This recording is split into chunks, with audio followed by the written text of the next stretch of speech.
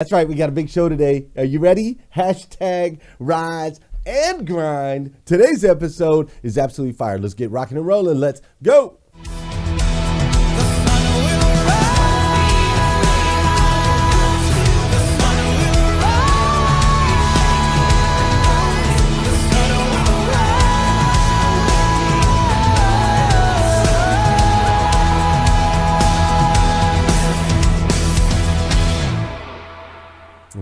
Good morning, good morning, good morning. How are you, my friend? How are you, my friend? Dude, today is, what day of the week is it? Wednesday. That's right. Today is Wednesday, a.k.a. CMA Day. That's Carter Myers Automotive Group, the most amazing automotive organization in the world, as far as I'm concerned. If you're thinking about maybe transitioning in this space of automotive, this is the place you're going to want to work. Carter Myers Automotive Group. They've got over 20 dealerships in Virginia, led by Liza Myers-Borch, just one of my dear friends and just an incredible human. And I'm always excited because I get to spend every single Wednesday with these amazing superhumans over here at Carter Myers Automotive. So we call Wednesday CMA Day. Today is also January 5th, 2022. And what's crazy is today is the very first and the very last time it'll ever be January 5th, 2022. So I want to make sure we make the absolute most, and I do mean the absolute most, of this absolutely incredible day. Can you believe it? Can you believe we are 5 days into 2022 already? I'm just like, holy smokes, dude. We're already 5 days in. 5 days. That's a long time, right? Like that's a full work week, if you want to call it that. We're 5 days here into 2022. And it's just mind-blowing to me how fast time is going and how fast everything is happening around us, right? Like we're a week into the year, dude. You got 52 weeks in the year. You're a week in. How are you doing? How's your progressions? Are you working in your morning five? Are you sticking to your commitments that you made to yourself 5 days ago? Like it's already time to start evaluating that. It's already time to start looking at that and asking yourself those questions. So it's hard to believe for me that we're 5 days into 2022. I mean, it's like so hard for me to believe. It's almost as hard to believe as the fact that digital art, NFTs, are now being bought and sold for millions of dollars. Right? I know that we've had these conversations before. There's some people in the room that are like, this NFT thing is crazy. There's other people in the room like, what the heck is an NFT? Crypto and Bitcoin and all that stuff. Like, it's unbelievable. It's unbelievable that somebody would pay $69 million for a digital piece of art that you can snap a snapshot of, screen capture, but somebody will pay $69 million for that. And as a matter of fact, like, as crazy as it is, I have to admit that I've somewhat jumped into that rabbit hole. Like, not crazy into that rabbit hole, but I personally own some of these digital art pieces. Okay, I call them art. Maybe that's how we make ourselves feel better about it. You call it whatever you want. But I have Matrix NFTs. Okay, I've got about 30 of these Matrix NFTs. And what's really cool about this particular NFT and this project that they've launched is today, here on January 5th, all of us that have a Matrix NFT, we get to make a choice. You see, today we get to choose to take the red pill or the blue pill. And based on our choice, our NFT is going to do different things. It's going to transform. It's going to be able to play in the metaverse in different ways, depending on whether we stay in the Matrix or we get out of the Matrix, right? We get to make that choice, which is pretty amazing. But really, when you look at it, the whole movie series around the Matrix, the whole concept around the Matrix, it's around this choice, this constant quarry that we have going on within ourselves, right? The red pill or the blue pill, the inevitable decision making that we have to make as human beings, right? The decisions that we all have to make on a daily basis. I love it in the movie. Morpheus says, If you take the blue pill, the story ends. You wake up in your bed and you believe whatever it is that you want to believe. Or you can take the red pill. You can stay in Wonderland, and I'll show you how deep the rabbit hole goes. Choice. Incredibly powerful, right? We can choose to stay comfortable in our comfort zones, in our warm and cozy beds. Or we can choose to get a little bit uncomfortable, to start exploring the possibilities of all that is possible. Robert Frost puts it this way, and I love it how poetically Robert Frost has put this together when it comes to the power of choice. The Road Not Taken by Robert Frost. Two roads diverged in a yellow wood.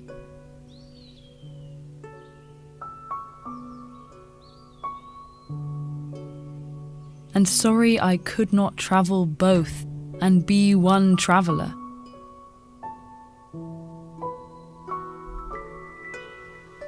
Long I stood and looked down one as far as I could to where it bent in the undergrowth. Then took the other, as just as fair and having perhaps the better claim, because it was grassy and wanted wear. Though as for that, the passing there had worn them really about the same.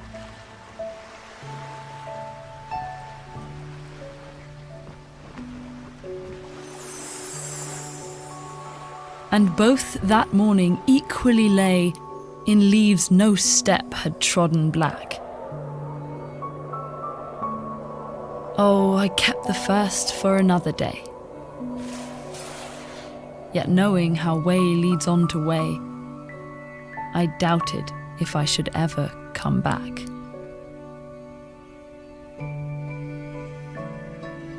I shall be telling this with a sigh, somewhere ages and ages hence. Two roads diverged in a wood, and I took the one less travelled by. And that has made all the difference.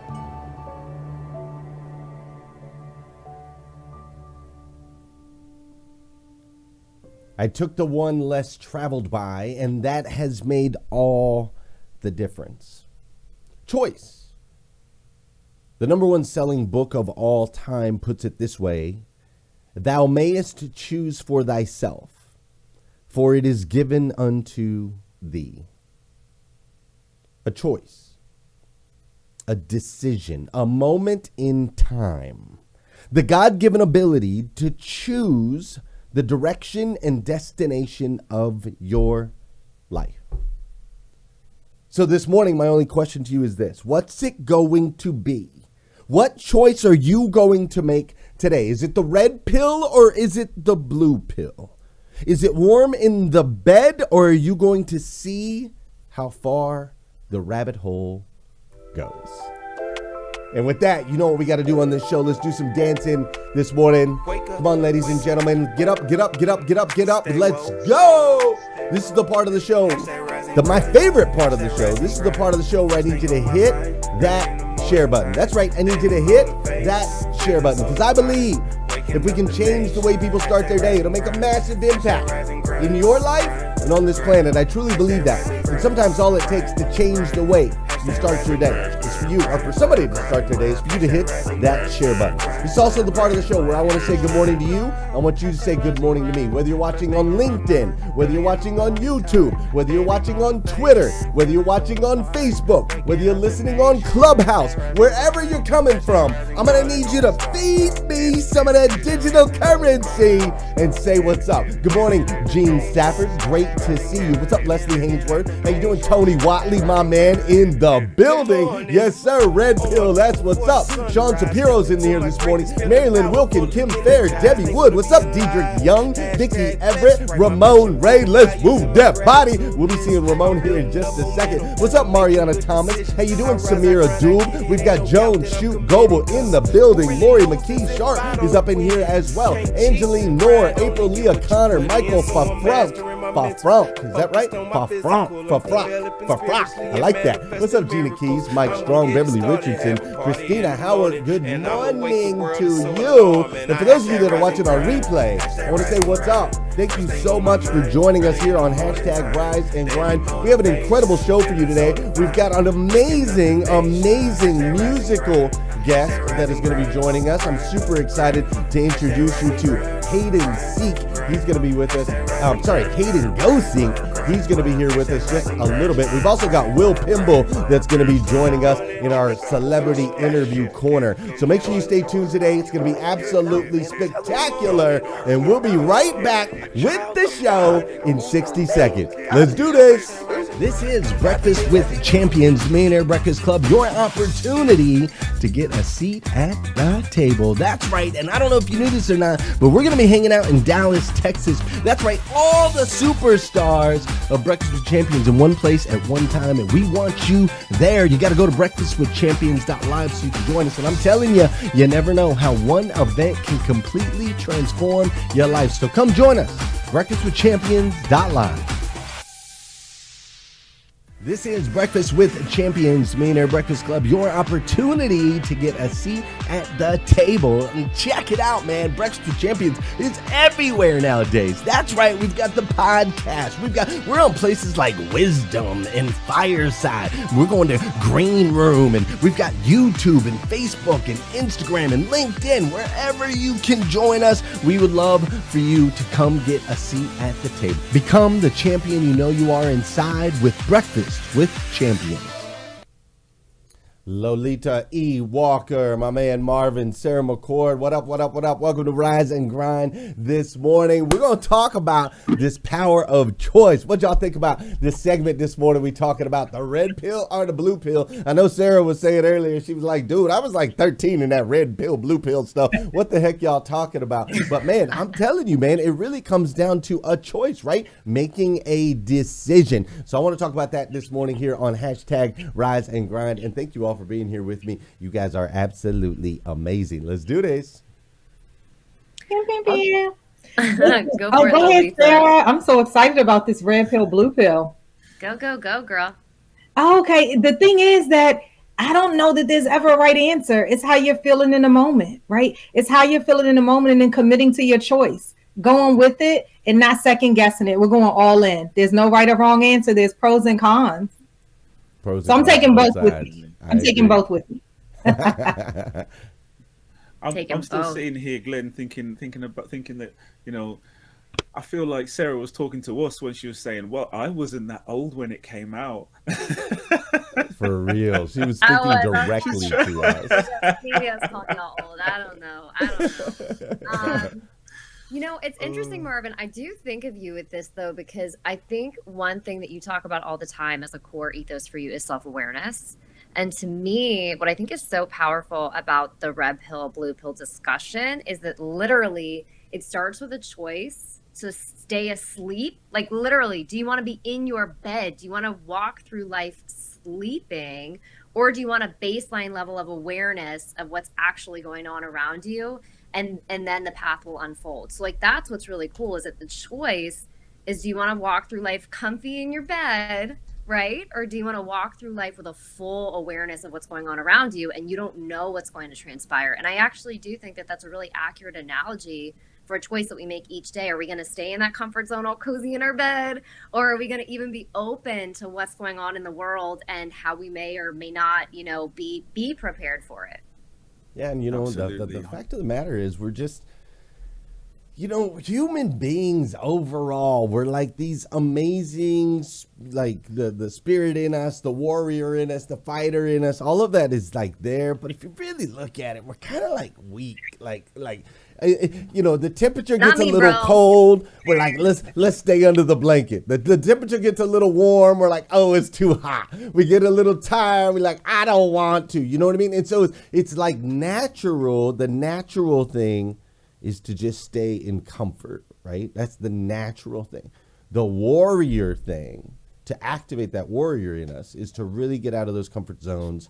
And I love how in the Matrix he says, let's see how far the rabbit hole goes, right? Because like we all have so much pent up potential. I believe that every human has this pent up potential, right? As children of God, God of the universe, they have it in their DNA, the ability to create these amazing lives. And so it breaks my heart sometimes when I see potential untapped because it's too cold or it's too hot or I'm tired. You know what I'm saying? Yeah, and here's the super juicy part of it all. How many of us start going down the rabbit hole because we're all in? We're going down this rabbit hole, but then fear comes. These limiting beliefs come. All of these things, this doubt, this fear, all of this stuff starts to crowd us, and we stop right there.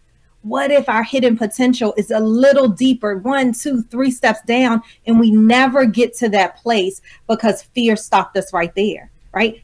Taking this pill and being committed to it is driving sometimes when you're not even clear on what's behind that mirror, that smoky glass that we talked about yesterday, that smoky mirror. What if we leaped because we knew that our strength and our faith had wings to protect our fall? I'm saying it's 2022. Let's go down that rabbit hole, right? Lolita with the poetry. Everything. That was beautiful. I love that. What if we leaped? That's some beautiful stuff right there. That's what I'm talking about. This morning, we've all got these decisions to make. Like Sarah, talk to me this morning. What time are you getting up now that we're doing Rise and Grind? 3:30 in the morning.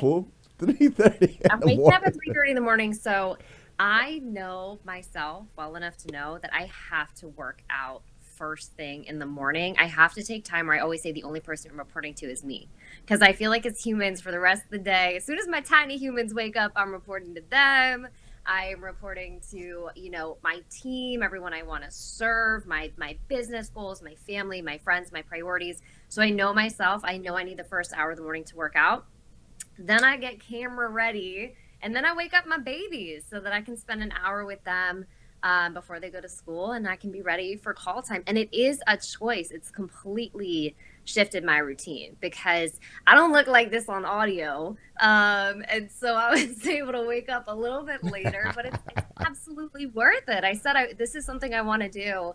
And so I'm doing it. And I am trying to go to bed a little bit earlier to make up for that on the other side. She said, I don't look like this on audio. No. It makes a difference, man, for sure. I love it, man. All of this, y'all, is for all y'all. That's for everybody, right? That's for everybody. And that necklace, Lolita, that you got right there, that necklace is rocking. I'm loving that. Where's that from? Where'd you get that? I am going with Venezuela. This morning I was like, was it Venezuela or Guatemala? I think it was Venezuela, so I'm sticking to it. I love jewelry. I think it's such a statement piece. It's such a conversation piece, and it's really lively. I am all about color and being vivacious. Oh, you couldn't tell? So jewelry is my thing. Jewelry is your jam. What was it like? You just came back from Africa, right? What was it like out there culturally? Like, what would you say was the biggest? What's the same about humans there and culture there, and what's different? That's what I want to tap into a little bit today. Very nice. The same is just the nature of humanity. And people are generally nice. They want to be nice. People want to help you. And I felt that spirit of just niceness, the spirit of humanity, the spirit of giving, the spirit of wanting. So that piece was the same. The piece that was so different to me is, I would say, the slowness of it all. Now that's funny because traffic moves really quickly. There's no type of order. But when I say the slowness of it all, I mean the happiness of people in the little that they have, the perspective of slowness and what that means for living life and appreciating life. We Westerners, we are so fast, right? And you really get to slow down when you're somewhere else in the world. I loved it. That's awesome, man. Marvin, do you agree with that? What's it like? What's it like over there? What would you say is the same? What would you say is different? Absolutely, I agree. I mean, I absolutely love traveling. I've been to so many different parts of the world, and to Lolita's point, that's one of the things I really enjoy. I enjoy sort of soaking up the atmosphere and everything that's going on within a new environment, because I really think that there's a lot you can learn from going to new spaces. I also love what you touched on, Glenn, when you were talking about the red pill and green pill, because for those in the audience or for those listening in who caught the interview with Alex Carter, one of the things she said was that the biggest negotiation that she had was in her own mind, and I thought that was massively powerful because you know, everyone talks about, yeah, you've got to say yes, you've got to jump to everything, but our own minds can really play tricks on us sometimes, and could be the number one thing that holds us back from making a decision, whether we choose to go left or right, just actually making a decision. So yeah, I love that. Yeah, just choose, right? Make a choice. Just decide. My man, Will Smith, I think it was an interview that he was doing with Tom Billio. I can never say that guy's last name. Billio. Do you guys know who I'm talking about? Tom Billio. Bill. You guys don't know? But no, now the way you're gonna look she's it up. helping, I don't know. Oh my gosh, how do you guys not know Tom? He's got he has interviewed every amazing superhuman on the planet. Now he's big over in the NFT space, but he wasn't before. But it's Billyu, Tom Billyu, and he was doing an interview with Will Smith, and Will was like, just decide what you're gonna be, how you're gonna do it, just decide, right? And then the universe will get out of your way in order to make those things happen. And I think that we can tend to minimize the importance of our decisions, right? Like I was talking to my mom last night. We had taco night. Y'all do taco night? Yeah. Y'all do taco night on Tuesday? Yes. You tacos over there, Marvin. Y'all have tacos. It's definitely not something I indulge in personally. I stick to the tea and crumpets over here.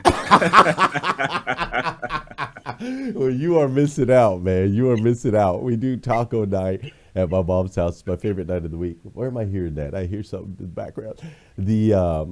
But we do we do the taco night, and I was talking to my mom, and I was telling her that, so we're happy that we bought my parents a house and moved them here to Kentucky like 5.5 years ago. And we do these Tuesday night taco nights, and it's just a grateful time, right? It's something that I love. And so I was telling her, I was like, I love this. You guys have been here 5 years. I said, I can't wait till you've been here longer than you've been where we used to live in Flagstaff, Arizona. And she said, well, I ain't gonna live that long. That's crazy. I said, what are you talking about? And she's like I keep telling her she's gonna live to be 120. That's what I keep telling her. And she thinks she's got like a few years left. And not a few years, but you know what I'm saying? But it's like this decision. So I'm trying to help my mom see that at 60, she's in her early 60s, that she's only halfway there.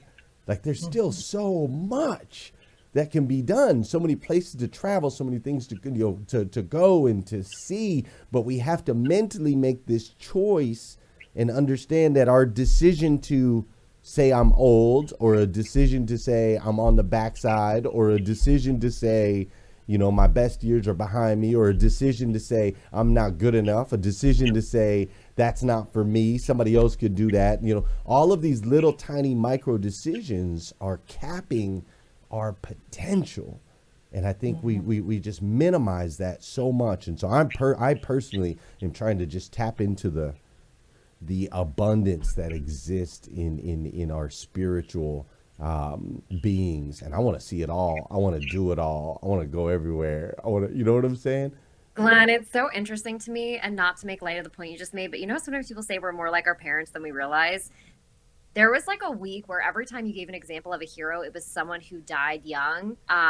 Like you were like, I just look at the example of like Kobe Bryant and like everything he did before he lived. And you had like 5 days in a row. And then finally I was like, Glenn, I'm going to need you to stick around longer than that to build everything we want to build. But now I know where you get it from, because you get it from your mama who's like, I'm gonna do all these great things, and these people around her saying like, yeah, but for 50 more years. So good. I'm glad that you're putting that message out there in the universe that all y'all are gonna live a very long time, because we got a lot to do in Breakfast with Champions. Yeah, man, 120. Like, why not? Technology is advancing like crazy, right? Like, people are becoming bionic. Like, we're you can replace a heart, you can replace an arm, you can replace a leg, you can replace a liver, you can grow stuff. They're like doing stem cells and growing and all of this stuff, right? Why can't we live to 120? Somebody give me a reason. Somebody give me one reason we can't live to 120. I can't think of one. I can't think of one at all. I'm down for living as long as physically possible and getting a couple of bionic parts along the way. You know what I mean? I'm a huge Marvel fan, so as long as it's only a good time, though. See, I want to live long enough to where the first thought in my mind is not go go go, but it's tea and crumpets. That's what I want to get. So you actually, Glenn, you're saying that you want to basically take the red pill until you're old enough that you feel good getting back comfy in your bed. It's basically, I feel like we're taking this discussion. Like, fight. Right. Yeah. That's exactly he wants to right. Mr. Both Worlds. He wants his cake and eat it as well. I do. Is that too much to ask? I mean, what's the point of having the cake if you can't eat it, right? What's the point of having the cake if you can't eat it? All right, hey, ladies and gentlemen, we got an incredible show for you today. We're going to talk more about these choices and these decisions and the power of the choice and the decisions that we make. So thanks for being with us here on #Rise and Grind. I want to introduce you to another friend of mine that's been joining us here on the show. You may, if you've watched the last couple days, because this is technically our 1005th Rise and Grind show, but it's like our third show. And if you watch the last two, you might have met this guy Alexander Gonzalez, that is here with us today. And so I want to bring him on in and see what he's got to say this morning. Mr. Alexander, how are you, my man?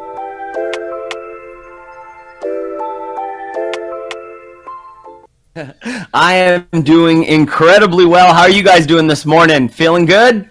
Oh yeah. Let's do it. Awesome. Well, listen, I'm here keeping track of all the things happening on the socials, and I'm seeing you, champions. I'm seeing you guys chatting. Christina Howard says, yes, it starts with a choice. Decide. And you know what's interesting? She then says, I got to get out of bed. I have FOMO. But what's really cool is it started getting other people out of bed. We started saying, I'm getting out of bed. I'm getting out of my comfy sheets. And people are now getting into activity. Sometimes being that lone nut starts the movement to get others to kind of start doing the things that they got to do, which is awesome. I got to tell you, Miss Lolita, the necklace is not just a big hit here on the show, but also in the comments. Dr. Jamesia is here with it, so she loves it. That's something. And you know what, Sarah? Rodney said that, Sarah, you are beautifully camera ready at all times. And so that was beautiful. I added the at all times because I know that the heart in his message was that. So yes, but we are seeing some excited things. This is also what I like. Ooh, we got another. Yes, Sarah, you're beautifully camera ready. So, Sarah, you're getting loved here. And then the question was asked, who has been to the continent of Africa? And you guys are inspiring. I know Miss Renee was there. Now Lolita. You're inspiring people to want to go. And ultimately, Kimberly Williams says, you just have to decide. And coming in clutch, Ramon with Tom Bilyeu, Bilyu, with the link. So we now know that's a very unique name. But honestly, guys, just super excited. I have to tell you this, Glenn. Green lights, bro. Especially the Audible with Matthew McConaughey actually talking. I am so excited. If this is book one of the year with the Morning 5 Planner, I cannot wait for the rest of the books because I'm like literally living. I feel like it's a movie. Yeah. Right? Like I'm like, what is happening here? Dude, it's so good. And the way the stories themselves are spectacular, right? He's got just and I don't mean spectacular like, oh my gosh, I'm so glad your dad punched you in the face spectacular, right? Like it's not great, but it's the stories are so so big. And then you add Matthew McConaughey and the way that he tells them. But what I really love about the book, and the reason I wanted to start the year off with such a book, right? Because obviously we've got our Rise and Grind community, and we've got a big cross on the wall and all of these things. And then our first book, Green Lights, is rated R plus, right? It's rated R plus. And some people were like, isn't that a conflict? And I'm like, no, man, listen, it's an expansion of the mind. We have to step into these other territories. Like, you don't know what you really believe in or stand for until you get into areas that are going to force you to choose, to make a choice. You know what I'm saying, Lolita? You know what I'm saying. Absolutely. Well, and I love that he sees the green lights even in the difficulty. Right. Right. That's what's beautiful, because we all go through things, and sometimes that punch in the face, good or bad, it is a green light. If you choose to make it a green light, or it could be your red light. The choice is yours. You decide. And isn't that also the point of art, of books, of movies, of poetry, of music? It should be expansive, right? It should be. I think that's the point. Yeah, that's what I mean, let's go, dude. Exposure. Like my wife, when we first met, she had never been anywhere. She grew up in Paris, Kentucky, never traveled anywhere. She's lived under a rock, her whole entire life. And I'm just like, and so when we talk now, it's better now. I've exposed her to everything now, right? But when we used to have conversations, I'd be like, how have you never heard, thought, seen, considered, right? And it's, if we don't go put ourselves in those environments, we can't do those things. So I think it's incredibly important. Alexander, man, we love having you here on #RiseAndGrind. Just so you know, people, I get lots of feedback. My mom, who I was referring to earlier, you're one of her faves, bro. You're one of her faves. You're part of the fam. So we appreciate you being Well, here. I'm a fan of her. I'm a fan of Mama Lundy. So yeah, it's a mutual admiration. I love it. I love it. I love it. All right, Alexander. Go ahead, Lolita. Is that okay? I have a challenge for folks that's listening in, for folks that are watching us. I was so shocked when I went to college and recognized that there were so many people who not only haven't been out of the country, but haven't been out of their state or their towns. And so the challenge that I have for folks today is, if you don't have a passport, make 2022 your year to secure your passport. Now, you can make the choice on whether or not you're going to use it this year, but the challenge today, as you choose the blue pill or the red pill and move to your endless possibilities, is that you get this passport. That's the challenge. What you think? Lolita, I love that challenge. Get your passport. Alexander, thanks for joining us here today. Hey, ladies and gentlemen, we've got Will Pimble going to be here in just a minute. And then we've also got my man, the Hayden Go Seek, right? Andrew Hayden. Hayden Andrew. I apologize. I always get it backwards. Andrew Hayden, Hayden Andrew. He's going to be with us here in just a second. So stay tuned. We got a lot of show left. This is Breakfast with Champions Millionaire Breakfast Club, your opportunity to get a seat at the table. And we got to tell you, we're super excited about the new Morning 5 Planner. If you've been looking for community, you've been looking to connect with like-minded and like-hearted people that like to rise and write their gratitudes and their goals, people that are interested in evolving into the best versions of themselves that they can possibly be, then the Morning 5 Planner is for you. That's right. You can go to themorning5planner.com and get you one today. This is Breakfast with Champions Millionaire Breakfast Club, and check it out, man. We're so excited. We broke 100,000 downloads in the podcast in less than 75 days. Can you believe it? Have you subscribed yet? That's right. Don't miss out on any of these opportunities to learn from some of the most incredible superhumans from all around the world. Listen, wherever podcasts can be downloaded. I don't care where you go download the Breakfast with Champions podcast. We'd love to see you there. Ladies and gentlemen, Hayden Go Sync, Mr. Hayden Andrews joins us this morning. I know you're going to enjoy.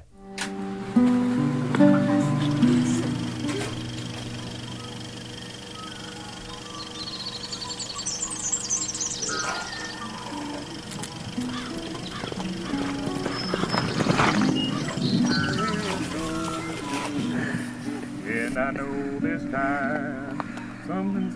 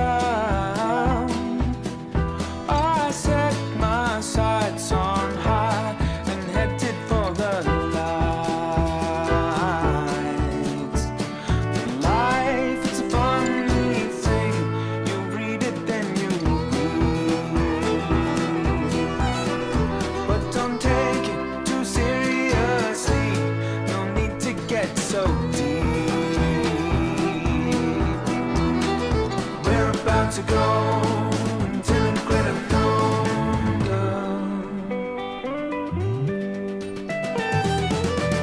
I start to wonder if I can't believe in me. Am I just a spoke in the wheel, or am I no big deal? You gave me something, something I could write about. The love you gave to me, you know I'm in no doubt. You're the one. Life is a funny thing. You read it, then you read. But don't take it too seriously. No need to get so deep. We're about to go into the greater number.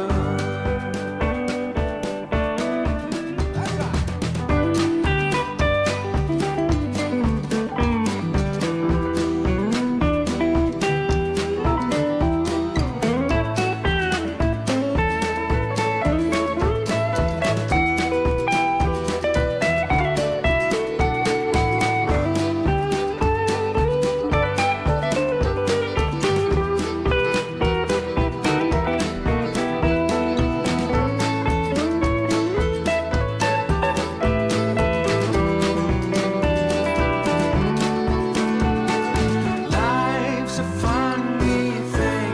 You read it, then you read. But don't take it too seriously. No need to get so deep. We're about to go into the greater known. You'll never be alone. You'll always have a home.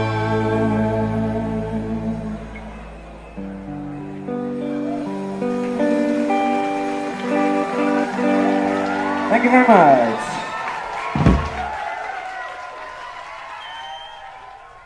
Bro, I don't know if I'm cool enough to be sitting here with you this morning. How you doing, Mr. Hayden Andrews? Yeah, I'm very good, thank you. How are you? I am so good, man. I am so good. Welcome to hashtag Rise and Grind. We're glad you're here with us today. That's an incredible song, man. When did you write that one? I wrote that one a couple of years ago, just about my journey. I moved from a little small town in New Zealand, a little farming town, to the big city in Australia. So yeah, right, that's what that song's about. Gotcha. So you moved from New Zealand to Australia. Is that where you're at now? Yeah, I live on the Gold Coast in Australia. It's actually nearly 11 o'clock at night. So I just finished the gig. I just got home. It's nearly Yeah. 11. Just finished a gig. Just We're got just home. like- How long you been playing and performing, man? Well, I first started playing when I was about 13 years old. I started off on the drums, so a long time. Yeah, Yeah. started off on the drums and now full blown. So is Yeah. this what you do full time? You said you have a gig. Do you do any other work? No, well, music I always treat as sort of my side hustle. Like I wish I could do it full time, but I'm also a picture framer as well and an artist, so I do a lot of that. So yeah, I love it. on. A picture framer, an artist, a musician, living in Australia. Yeah. How are things over there right now? I know it's been a interesting season the last couple years for all of us globally, but I know you guys have been impacted many ways. So how are things looking over there? How are you? What's the sentiment? How are we feeling? You know, everyone's in the same boat. It's the whole world's gone mad. But it's all cool, you know, we just got to make the most of what's going on. And I feel like we're quite lucky in the state that we're living in because we didn't have a lot of the madness going on.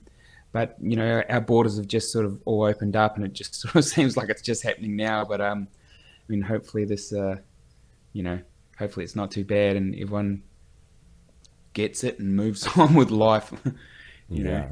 I love that. Well, I'm positive about it all. Yeah, that's right, man. I love that, right? We have to have gratitude for the for the certain aspects of the situation. And I think that what you're doing as far as music and art, for me, that is kind of like the cure in times like this, right? I love some good music that can move my soul, a good piece of art that can spark my spirit. Like, I feel like the world needs more music and art and the things that you're doing over there. Absolutely. And this all this stuff is just giving us content to write about. So that's right. It definitely gives us more to write about, man. Hey, talk to me real quick. So I know entertainers and artists and stuff are really getting into the NFT world, and we've been talking a little bit about NFTs and stuff this morning. I got some Matrix NFTs, and so have you dove into any of that yet? Are you looking into any of that as an artist? Well, I tell you what, I've been talking to a few of my friends about it, and it freaks me out a little bit, But I think maybe it's the way of the future, so I'm gonna have to give it a go, I reckon. Well, you can make some. It really works out for the artists where you can make some extra cash, right? You can constantly keep reselling your content, and then you don't have to have the companies, all the middlemen taking it out of your pocket. That sounds good, right? It sounds very good. I just have to get my head around all the digital, and it's crazy. I'm very much an analog man. Well, it is definitely an interesting world that we live in. And Hayden, I'm so thankful that you chose to spend some time with us here today. That video was incredible. Really, really loving your sounds. The audience was raving about it over on social. We see folks over on LinkedIn and YouTube and Facebook. Everybody was loving your jams this morning. Will you come back here in just a little bit and do another song for us? Absolutely. I'd love that. Thank you for having me. Awesome, Hayden. Well, I would love that as well. Ladies and gentlemen, Hayden Go Seek. Make sure you follow him over on Instagram. He's got some really cool pictures and a lot of, like you said, beautiful art and different pieces. Not to mention that, but his music also is just absolutely incredible. I'm loving the sounds. I'm loving the vibe. The dude's a little probably too cool for me, to be honest with you. But I'm loving the sounds. I'm loving the vibes. And you need to go follow Hayden Go Sync over there on Instagram, and he'll make your morning. Fair enough? Fair enough. Hayden, we'll see you here in just a little bit. All right, my man? You will. Awesome. I'm looking forward to it. Thank you. All right. Thanks for being here. I appreciate you so much. We'll see you in a bit. Hey, there's this guy named Ramon Reid. I don't know if you guys know of him or not, but if you don't, you're about to, and I promise he is unforgettable once you do know him. And he's going to share with us some good news from around the world. Ramon, let's get it going.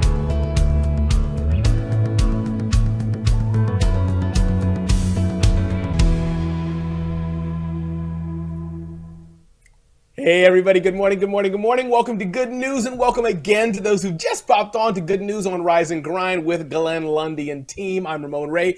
Glad to be here. That earlier artist we had was amazing, and he is cool indeed, Glenn Lundy. Our three good news segments today.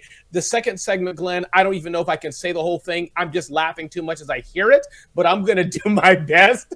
Number one, how to combat decision fatigue. We're going to talk about that a bit, Glenn.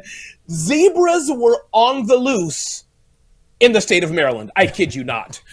Micro stepping to a better you. Our goal with our good news segments, three things we try to do: make you smarter, make you laugh, warm your heart. Maybe we get a bonus and get to do all three. I'm Ramon Reid, motivational speaker, business owner, and author.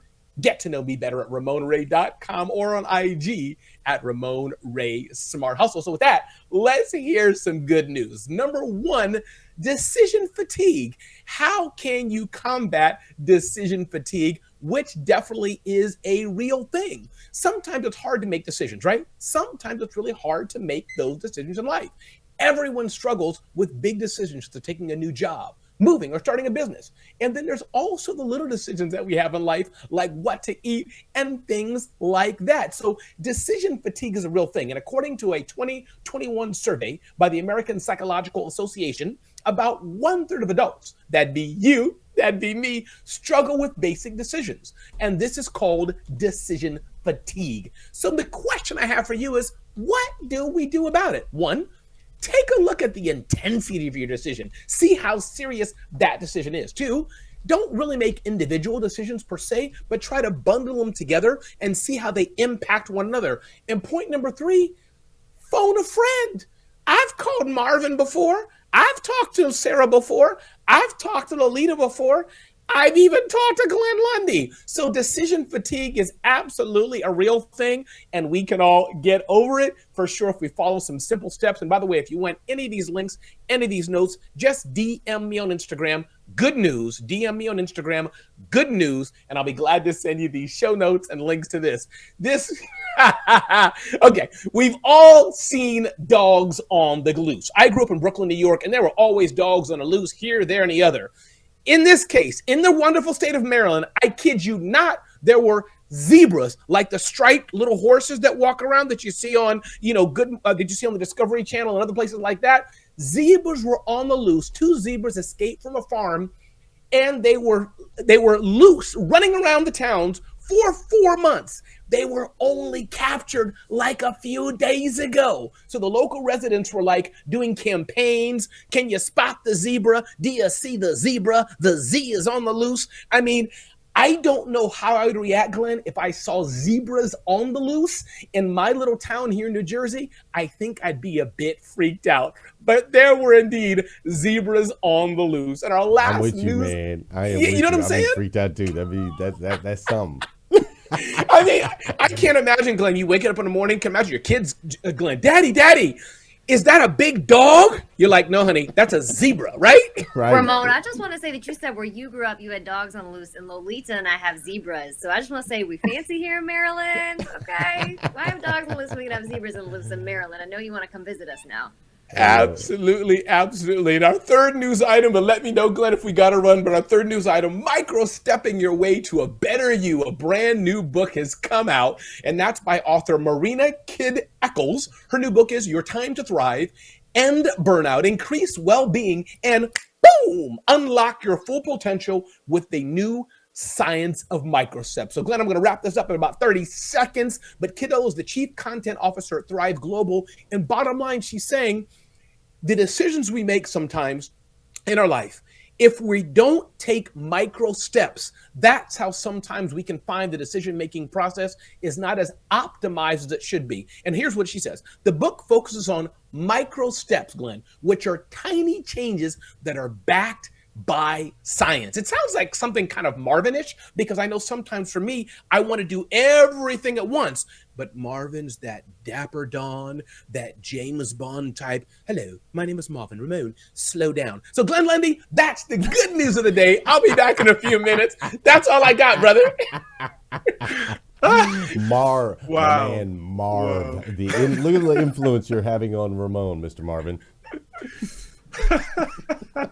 that accent, Ramon, was absolutely fantastic. Honestly, this is the first time I've heard it. Brilliant. You really hit today.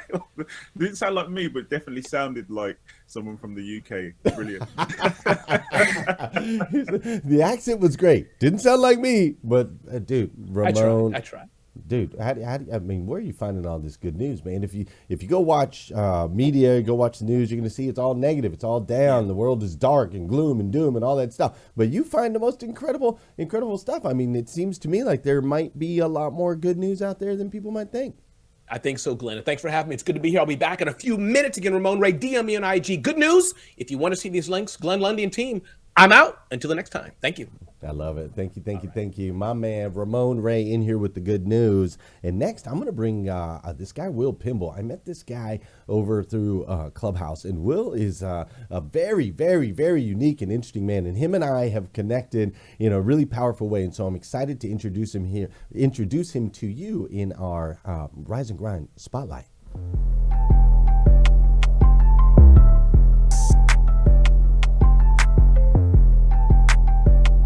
That is powerful, valuable stuff. Will Pimble, what are you doing, my man? How are you? Glenn Lundy, happy Wednesday? Happy Wednesday. I'm still getting used to the year. Yeah, Wednesday, January 5th, 2022. Can you believe it? Yeah, I'm very excited. I'm already off to a fantastic year, and And as I mentioned a time or two again, or anytime anybody will listen, dude, you're a huge part of that. You're like top dead center of what's got me really, really stoked for the year. So thanks for having me. Oh, and man. hello, team. Well, I love hearing that, Will. And what's going on behind you there? I see some sticky notes: yellow, blue, red, orange. What we got going on back there? So once upon a time, I became a certified project manager, a PMP, project management professional. It's like a very fancy way of getting stuff done, and spreadsheets and math and management and all sorts of stuff. And what I discovered through that very expensive and time-consuming education was that sticky notes are pretty good too. And so what happens is I take the sticky notes here, and then like I'll do something. I gotta talk to these people, right? And when it's done, don't worry about that. I'll move it over to the other side of the room, and then it's off the wall. But at the same time, I can see on the other side of the wall what's been done. So I not only have a list of things that I need to do, and I don't have a really good visual representation of stuff I got to get done, but I can also see it on the other side of the room and celebrate what's done just every time I look out of the corner of my eye, because it's so important to just celebrate all the little wins, because just like things go wrong a little bit at a time, things go right a little bit at a time as well. And we're real easy as humans. It's real easy for us to focus on stuff that will kill us, right? Climb the tree, don't get eaten by the tiger. That's baked into every one of our DNA. Sure. But it's not as natural for us to focus on the little things that make wonder happen. So I try every place I can. I try to just like get little teeny, subtle, quiet reminders of what goes well. So that's what the sticky notes are. I love that, and celebrating our wins and really having some gratitude for how far we've come. And I like the visual representation of that, because it can be really overwhelming.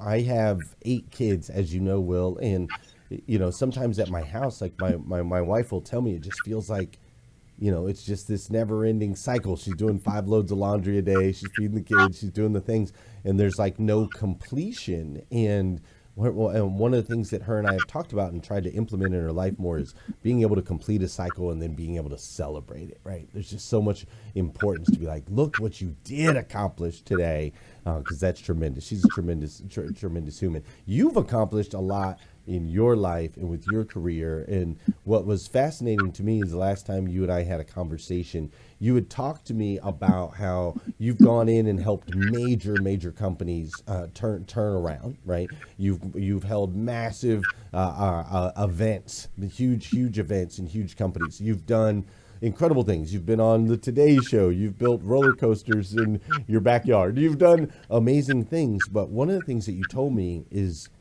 that you were kind of tired of like helping, not tired of helping, but shifting your focus more to being able to help the underdogs, some of the smaller companies, some of the individuals versus maybe some of these big corporate clients and conglomerates. And so I wanted to talk more about that today. Like, why are you making this choice now when you've had this storied career to almost, some would say, go backwards, where you've been helping the cream of the crop, and now you're wanting to kind of move in a different direction? Talk to me about that. Well, it's kind of started out as my career started out as just like trying to go have fun, right? I've never been like remotely motivated by money. For me, money has always been, either a side effect or an obstacle, right? If I do something awesome, I'll get some money out of it, and that'll happen. And if I need to do something, I'm like, hey, let's go skiing in Glenwood. Well, okay, we're going to need money for that. So money is an obstacle to doing things I want to do. Money is a side effect for having done something commercially viable, let's call it. So I've built a couple of companies for some very rich people, and I've done okay myself doing that. And so I've had that side effect of money that's happened a bunch of times. And so that's one kind of thing. Like, web.com is the biggest company that I ever built. Started in the basement of this house, and it grew to be the 19th biggest web hosting and domain name company on earth. And so that's like, it's not an indoor world record, but it's top 20. It was pretty good out of probably 100,000 competitors. So we did good at that. Yeah, After that, I'd say that's pretty good. Will, I'd say that's pretty yeah, good. it was okay, right? I mean, I'm proud. I mean, people say, "Oh my gosh, $200 million company, that's fantastic." I said, "Well, the whole 200 wasn't mine, right?" And so it's like, Right. that's I one get of the that. I things get that. it's like real easy for people to figure. It's like, "Oh wow, man, you got $200 million in the sofa." It's like, no. But anyway, Not today, done though. okay. Not today. Yeah, but people have always, and since then, my career has been, coaching and consulting and unpacking what it was about, not so much the tech or the business or the market, but what about the people that I was lucky enough to work with that built that business, because it wasn't, the component parts. It wasn't the nuts and bolts and servers and all that stuff. It was us. We did it. And so I built this consulting business, Gold Boss, and Gold Boss is designed to help people define, measure, and achieve success. And because that's how we got where we got with the web.com guys, with the web.com adventure. So, and then along the way, people started asking me, "Hey man, can you come and help us do this? We have a hosting company, we have a tech company, we have a heating and air conditioning company." Gold Boss works for anything, from planning a backyard wedding to running a $1 billion company. It just works. It's basic fundamentals, every bit of it stolen from Vince Lombardi and Peter Drucker. Right. And so, yeah, every bit of it stolen. every bit of it stolen. Anybody that. who ever wrote anything stole it from this guy, Will Shakespeare, right? So it's like we're all stealing from the greats. And That's right. That's right. But so I take credit for none of this. Along the way, I've also learned some things about sales, and one of the things that an old boss of mine told me was, "Will, in sales, it's easy to find out what somebody will pay for your product, right? It's like, hey man, I got this iPhone. You want to buy it for $40? Yeah, I'll buy a brand new iPhone for $40.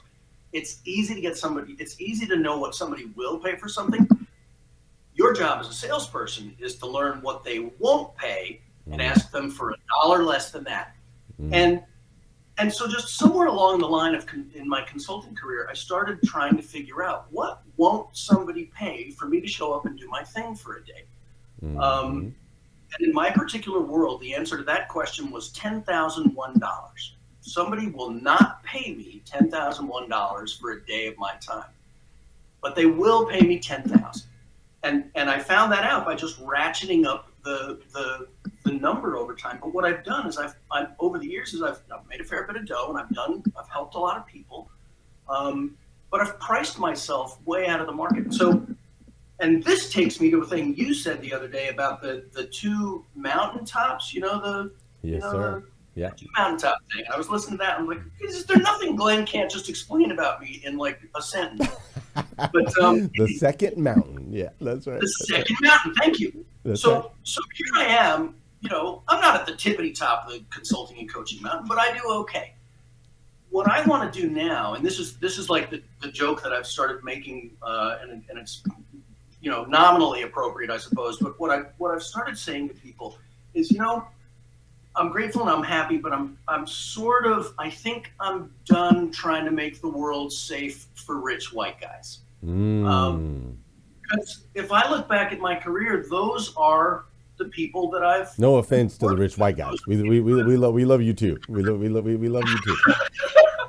Well, but yeah, and so, but like, so now that, so like, what I want to do is I want to try to make the world safe for Ellie Marie Pemble, who is my 20-year-old daughter, and she's about to graduate from UConn. And I would hate to think of my daughter going through some of the things that I've watched Liz Pemble, my wife, go through in her career, right? Holy moly, right? Any woman my age has been through some stuff in their career, and I'm not okay with that. So anyway, so now the second mountain, and I will have to walk all the way down into the valley for this one.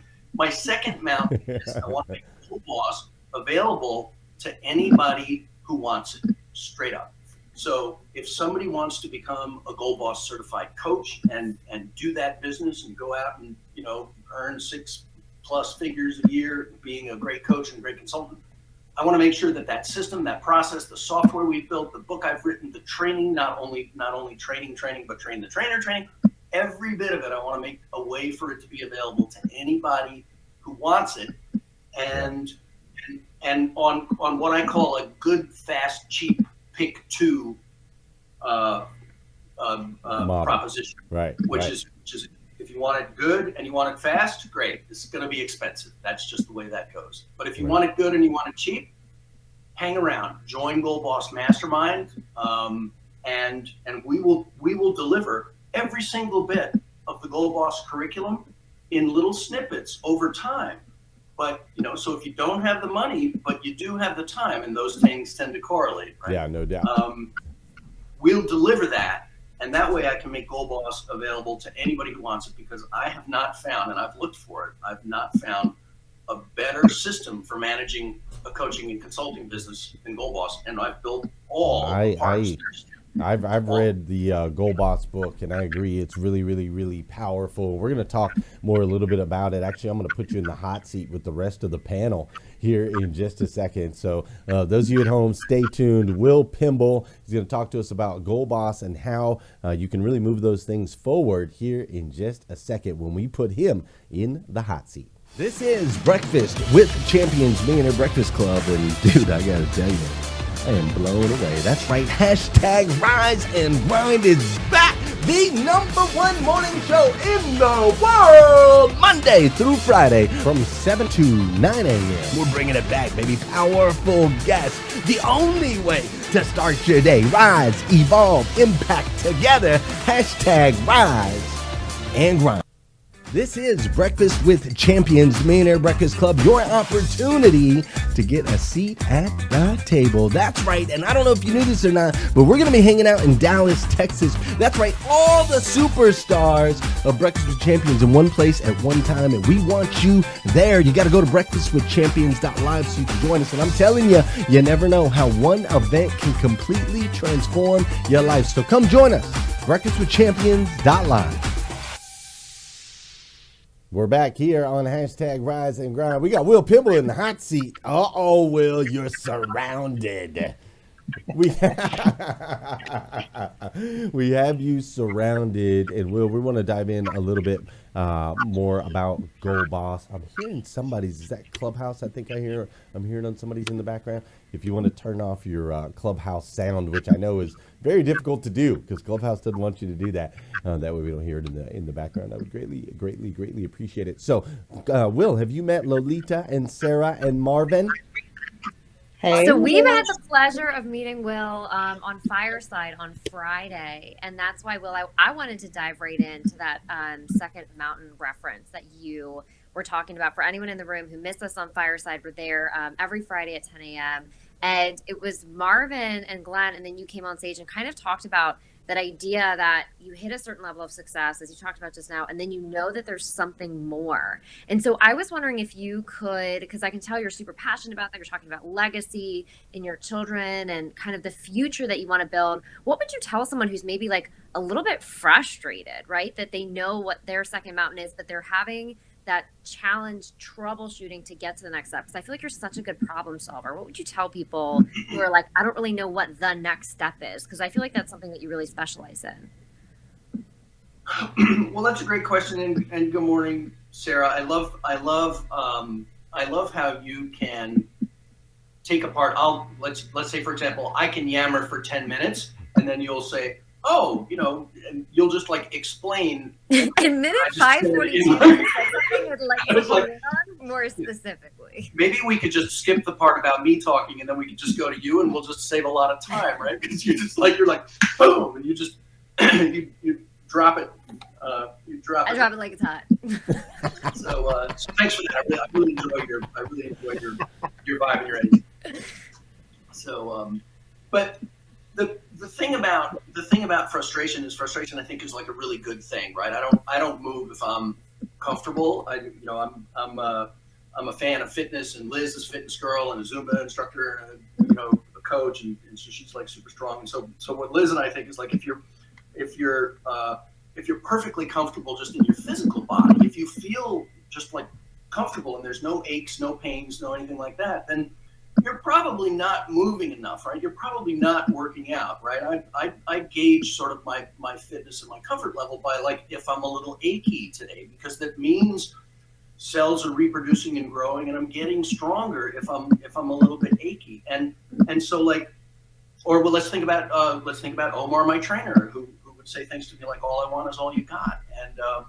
And if you can walk out of the gym comfortably or breathe while you're doing it, you're not trying hard enough. And so you think about your resting state. I want my resting state at my desk at work to be a little uneasy. I don't want to be comfortable sitting at my desk. I don't want to feel like I got this, right? I want 80%. Yeah, absolutely. And so we have this thing that we call eulogy goals in Goal Boss, and we actually teach it. I want to be 80% certain that I'm going to achieve a goal I set. And so, Sarah, you're the smart one, clearly. So let me ask you this. Why do I want to be 80% certain that I'm going to achieve a goal that I just set? Why 80?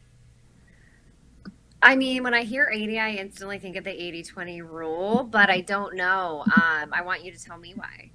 Okay. All right. Well, let's say I'm 100% certain. If I'm 100% certain that I can achieve a goal, it's like... So you're not pushing. Too easy. That's right. There you go. Okay. Ding, ding, ding, There's ding, the ding, smart ding, one. ding, ding, ding, ding, ding. Now let's...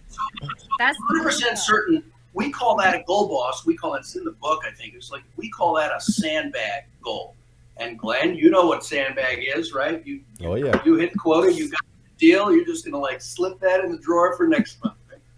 That's right. So we don't want to sandbag goals. And then if you go to the other side of the thing, if there's like 0% chance, right? I am going to lift this house over my head. If that's my goal, there's no chance that I'm going to do that. A 0% goal. Why is a 0% goal of no use to me or my team? All right. What do you think, Sarah? Actually, well, so we just ordered bunk beds for my girls, and there's this box outside my house, and I was like, I can bring this box in by myself. And I learned yesterday that was a 0% goal. So yesterday, I was like, I'm strong, I work out. Y'all, bunk beds, I'm not lifting that by myself. Yep. So I learned that as you were comparing to physical feats, if there's a 0% goal, all that happens is that like you get very sweaty, even though it's snowy outside, and you have to make sure that you don't pull anything before you realize that you need to ask for help. Yes. And so 0% goals sound great when we make them, right? So I'm going to sell 1 million cars this month. A 0% goal sounds great when you make it, but then the real goal is just to sound good at the meeting, right? But you're not going to achieve it. So it ends up being BS, and we don't deliver for the team. I want 80% because 80% makes it sure that I'm going to stretch and I'm going to push and I'm going to be uncomfortable while I'm doing it. And 4 out of 5 times I'm going to come through for my team, because also with Goal Boss, we set goals at team level so that you guys know what I'm doing, so that you know you can count on me. And if I set a goal, you can bet that 4 out of 5 times I'm going to come through. And when I do, it's going to be awesome. Because the other thing about eulogy goals is we do this thought experiment where we say, all right, let's do a thought experiment. Let's say that we're all going to die, or let's say that I'm going to die in 30 days. And so I've got 30 days to live starting right now. On day 31 is going to be my funeral. And all anybody is going to talk about at my funeral are the things I've achieved in the last 30 days. That's all I get. And so if my funeral is in 31 days and all they're going to talk about is what I achieved between now and then, and I did this at a workshop because I was frustrated with some guys. I was like, come on, man, what do you think? It's like, and so I did the eulogy talk. I was like, so you're going to be dead in 30 days. All we're going to talk about are what you've achieved in these 30 days. What kind of goals are you going to set? And I remember this guy. He was named Jake in Australia, by the way. And Jake was like, he thinks about it a little bit. And he goes like, awesome goals? And I'm like, yes, that's the kind of goals. And then I was like, okay, and now that was just a thought experiment. But how do you know your funeral's not in 30 days? You don't know. And so if you don't know your funeral's not in 30 days, why on God's green earth would you ever set anything but an awesome goal? And so so I try to find that, right, Glenn? I want to find that state of not discomfort, but unrest, and what my mom would call divine unrest. And so I want to agitate and provoke and poke and push people to where they're uncomfortable, no matter where they are. They're uncomfortable a little bit in their current state, and they want to push, right? Even you, Glenn, you're a freaking rock star, right? This is a known fact. But I'm telling you, bro, no matter how good you are, you're only half as good as you can be. So whatever you're doing today, you're half as good as you can be, and you are measurably the best at what you do. But Hey, you're only Bill, half as good as you can be.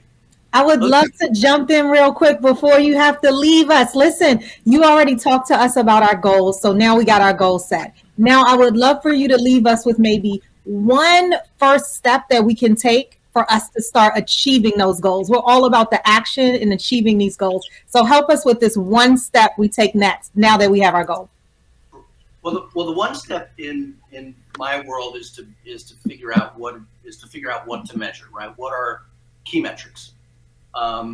Every business has about 20 key metrics. Every person in a business has about 5, and it varies. But what are the top 5 things? So like Lolita, we could like do a little exercise with you if you want. What are the 5 ways that you know you're crushing it? Are you asking me? I love it. Let's do it. So the 5 ways I know I'm crushing it. Well, I've already set what my success criteria is. So let's talk about my book. How do I know I'm going to be successful in that? 1 is the number of reviews that I receive. Boom. That's 1. 2 is how many folks are able to purchase it in the next 30 days, in the first 30 days. Okay. Boom. Am I doing 5? All right, go on. Okay. Another one is going to be feedback that I'm getting from people directly on what my poems and letters are doing for them in their lives. Boom. The 4th one is how well my Breakfast with Champion family is adapting to this, because we're going to pump it like it's 1999. Absolutely. It's coming out soon. And then number 5, Will, of how I know I'm successful on this truly is me leveraging it inside my coaching programs to help people shift to their next level. Okay, so Lydia, here's what I got. Okay. Reviews, like the quantity of the reviews, right? So the number of reviews, and we could also say what the average review is, right? So we could look at it in one of 2 ways. We could look at it as a raw number or a percent. What's more important, an average review score or the total number of reviews? Okay, sales, that's an easy one, right? And so are we talking about unit sales or are we talking about dollars? Unit sales. Okay, unit sales. How many books are pushing at the door? Feedback score. Okay, so your feedback score from whom? It's from my audience, so it'll be on a scale of 1 to 10, and I'll ask them through social platforms. All right. Okay, BWC family reviews is what I wrote. So or BWC. Talk to me more about how we're going to measure that BWC family component. Well, that's a great question. And I know we only have 30 seconds, so we won't be able to do all of it, but I will take that as an action item and follow up. But I think what you're saying is our first step moving forward is that we got to come up with 5 key metrics and make sure that we can measure those.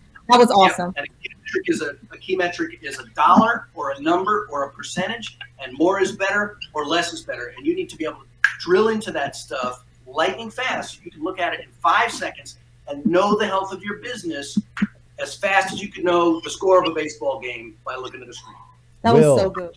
Where can some folks get the Goal Boss? What's the best place for them to go to connect with you, get the Goal Boss, learn how to break through these goals, learn all these awesome systems and processes that you've got in place? Best place to do that would be goalboss.club. And you can join Mastermind for free, and you can start getting access to all of this awesome stuff. And Glenn, my gratitude knows no bounds, my brother. I'm so grateful for you and your team. Oh, sorry. Yeah. You got to say that over here. Say that again, Sarah. Otherwise, they can't. Oh my gosh, I'm sorry, I forgot. You can hear me on Clubhouse when I'm in the background. I was saying, and Will's coming to Breakfast with Champions more. Sorry, everyone on Clubhouse. That's right. He will be coming to I just Breakfast get with Champions. excited. I'm like, you're gonna get more Will and Breakfast with Champions. Don't forget before he goes. That's right. I love it. I love it. I love it. Will, thanks for joining us here on #Rise and Grind. You guys go to goalboss.club. That's goalboss.club. And you can connect with Will. You can get the Goal Boss book. He sent me a copy of it. I've read it. It's phenomenal. I fully endorse it. This dude really breaks down complicated systems in a very simple way so that you can apply them in your life today. It's amazing. Go check it out. Will, thanks for being here with us on #Rise and Grind. And now I got this guy hanging out in the green room. I think I might want to bring him up in here because something tells me you're going to enjoy it.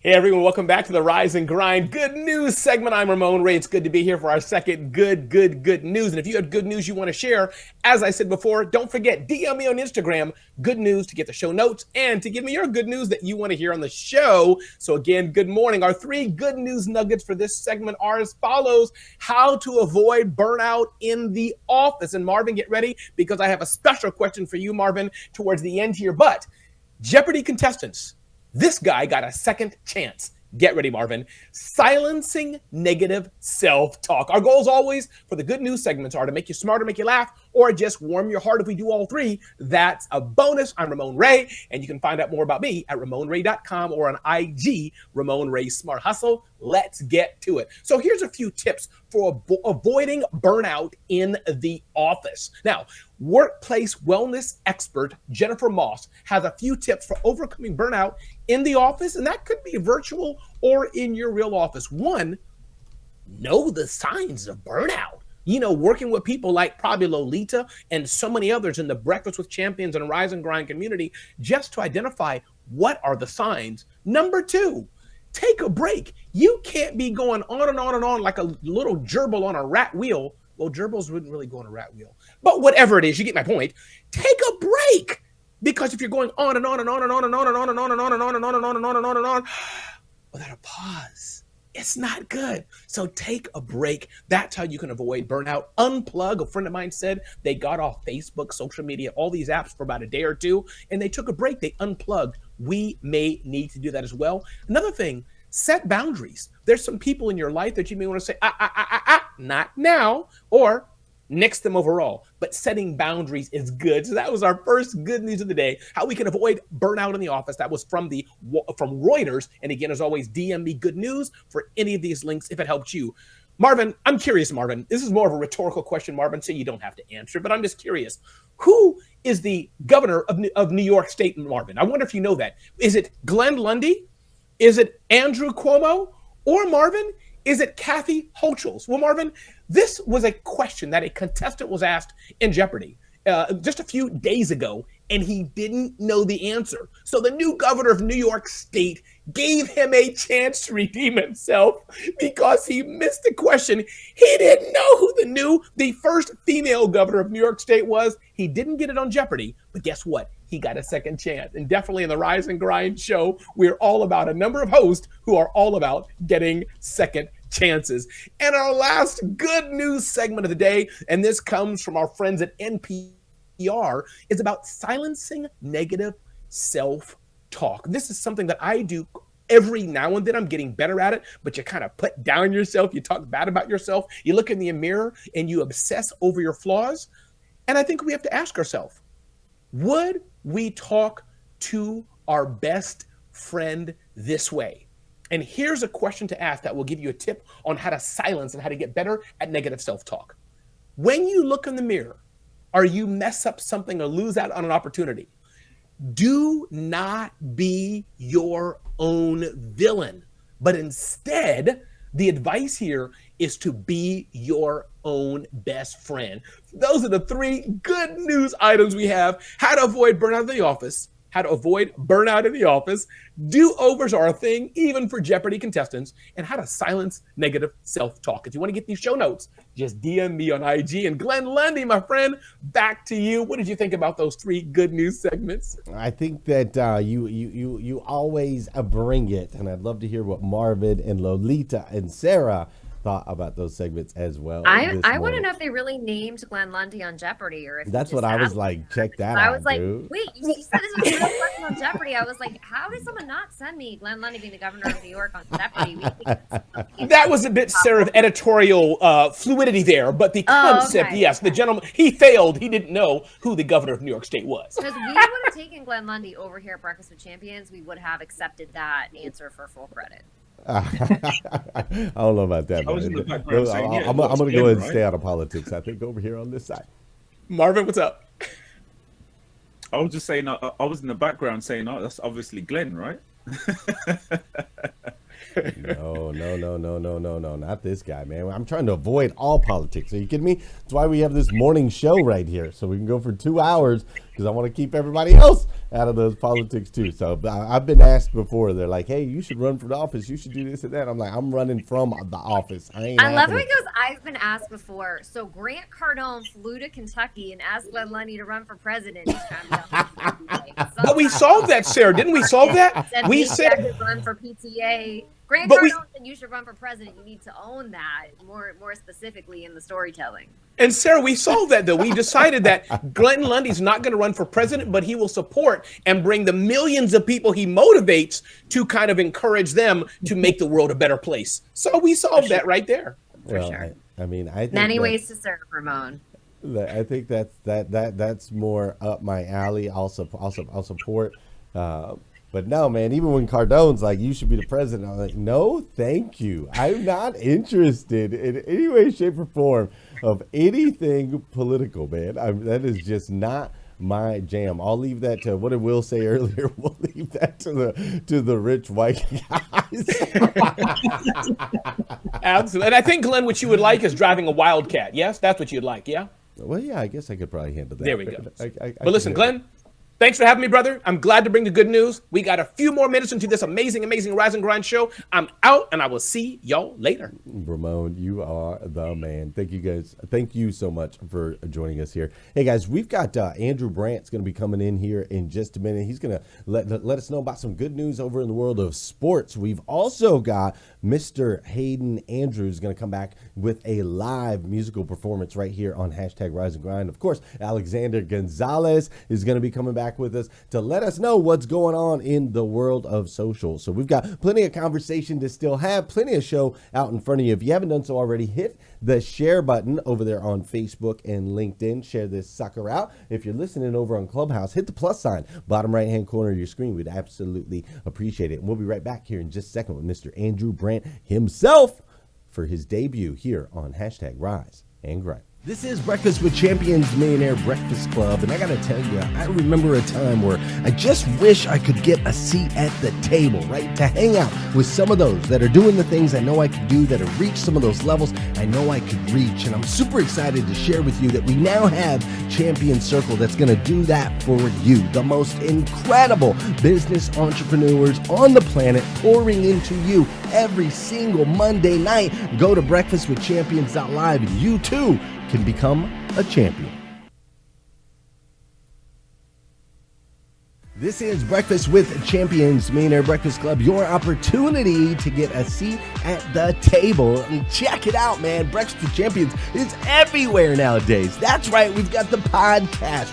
We're on places like Wisdom and Fireside. We're going to Green Room, and we've got YouTube and Facebook and Instagram and LinkedIn. Wherever you can join us, we would love for you to come get a seat at the table. Become the champion you know you are inside with Breakfast with Champions.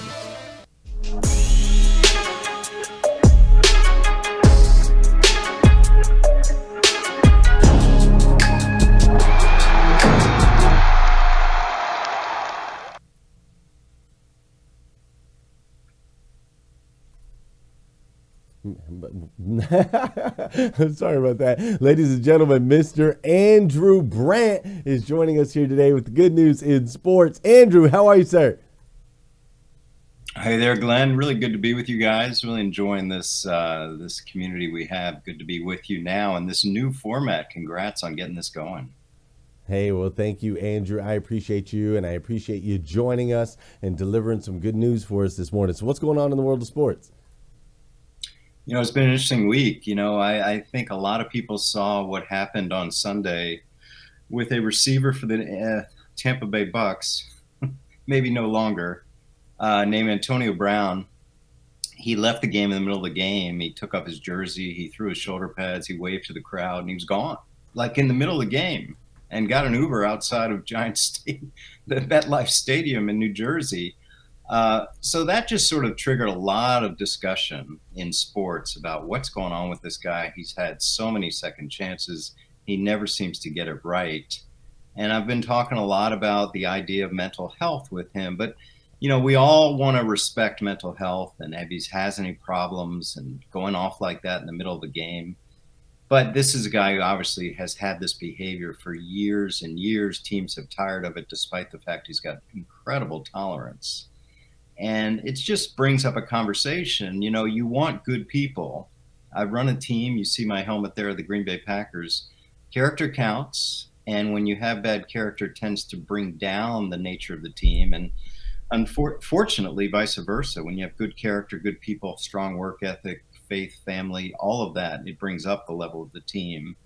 And Antonio Brown's a constant reminder that sometimes we cut corners in the name of talent, in the name of someone that's bigger than the character of the team, and that never works. So here's another example. So that's one thing. The other thing I do want to talk about is we lost an icon in sports this week. For those who grew up around my era or even under my era, is John Madden. John Madden, my father's generation knew John Madden as a coach. My generation knew John Madden as a broadcaster. Yeah. And my son's generation only knows him as a video guy. Right. But I don't think there's more than, pick a number, 5 people in the history of the NFL that are as known and familiar as John Madden. So we lost a legend this week. Yeah, we did. We lost a legend, Andrew, and it was hard. I'm a Raiders guy. And he was a big part of the organization and who we are today, a big part of the Raiders identity from the get-go. What an incredible guy. And so it's a heartbreaking loss. At the same time, it's an incredible celebration of the impact that one person can have, right? Like from your side of things, how much of an impact, or what would you say are some of the biggest impacts Madden had in the world of sports? Yeah, he was the first guy to sort of make football digestible and understandable for a mass audience. Usually with broadcasters, we had former players that just talk about kind of the details, but Madden made it fun. He really made it fun. He took football and used the first thing, the telestrator, which now is very formal, but he made it very informal on, I believe, CBS, and then Monday Night Football, and then Sunday Night Football. He drove across the country. He wouldn't fly. He had a Madden bus that became an icon. People were like taking pictures of it everywhere. He had a place at the Dakota in New York City. He was a cool guy, and he just made football fun. Quick memory, Glenn. I worked 10 years with Brett Favre, the famous, iconic football player. Yeah, I know that. I think I've heard that name before. And if you remember John Madden loved Brett Favre, loved him, loved his gunslinging ways, his country boy candor, and Brett loved him back. So just picture this: we would get to a new city on a road trip. We'd get in Saturday afternoon. The crew covering the game on Sunday or Monday night would request a few players to interview, and always request Brett, of course. So Brett would say, okay, I'll go last. And Brett couldn't go out of the hotel because as a celebrity, he couldn't go 2 steps without getting accosted. So he's like, I'll sit down. And when he sat with Madden, I mean, these conversations went on for hours. And they just talk ball, they talk stories. They're both kindred spirits. And there'd be times in our road trips, they're like, Andrew, where's Brett? I'm like, I don't know. He's not in the meeting. Like, oh, he's probably talking to Matt because they're down there swapping stories. Right. Our meeting started at 8:00 at night. They were down there till 10:00. Like, Brett, we got a game tomorrow. No, it's Madden. And sure enough, I'd be watching the broadcast, say that Monday night, and Brett's told him some story, So there's Madden telling a story about Brett Favre that he didn't share. That Brett told me this yesterday. He just shares it. I'm like, wow, this is how it gets done. That's awesome, man. What an icon. He did make a tremendous impact, and you're right. He made football palatable for the common, ordinary, everyday man and woman and child to be able to get a full understanding of it. And now they own a day of the week, working on owning a couple days of the week, and I believe the NFL is now worth about $76 billion. Overall, last time I checked. So pretty fascinating stuff, pretty cool stories with Brett and John Madden. And as far as like the mental awareness stuff with Antonio Brown, man, that was the very first thing I thought as I was like, bro, that guy's, something happened, man. He took a hit. I remember he took a hit a few years ago, and everything just changed. It seemed, because he was great with the Steelers for what, 7-8 years. No, I mean, a little problem here and there, but he just he wasn't like crazy like he is now. But it seems like something's definitely off, and hopefully they can get him some help. You know what I mean? Yeah, and it's nice, Glenn, because you just mentioned it. I mean, mental health is part of our awareness now, and it really is. And back in the day, think about everyone think about their own situation. Were we even talking about this? And you mentioned it. There was a play against the Cincinnati Bengals. I remember it vividly, as you do, Glenn, when Antonio Brown just got clocked. And you're right. You sort of look back. He had time with the Steelers left, and they said, no, we can't deal with him anymore. Mm-hmm. He went to your Raiders for literally 3 months, played a little bit of a preseason game, and then they had enough. Like, they traded draft picks for him. They like, no, we're done. Yeah. We're done. We're not dealing with this guy.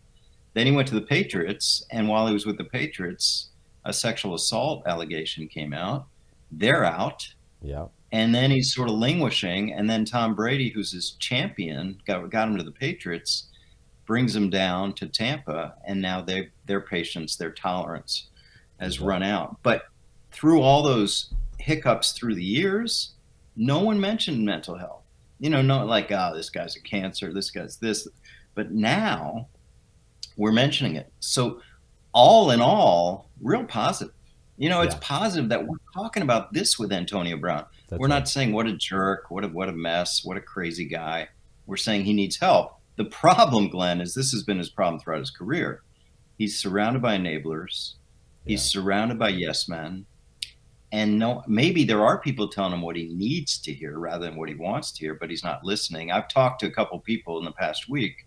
Yeah, I tried with Antonio. He won't listen. He fired me. I've talked to a couple people like that. And this is the problem with superstar athletes sometimes. They just want yes men.